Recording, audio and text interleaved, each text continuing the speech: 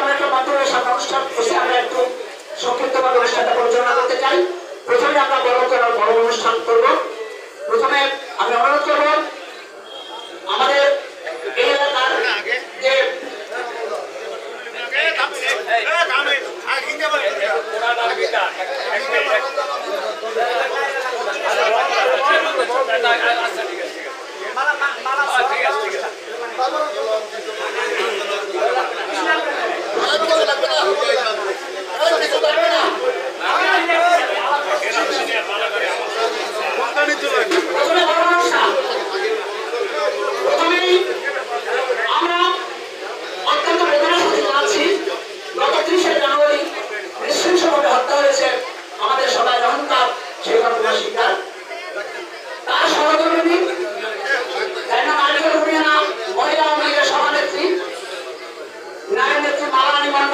আপনারা জানেন এই নির্বাচনে তার ভূমিকার কথা।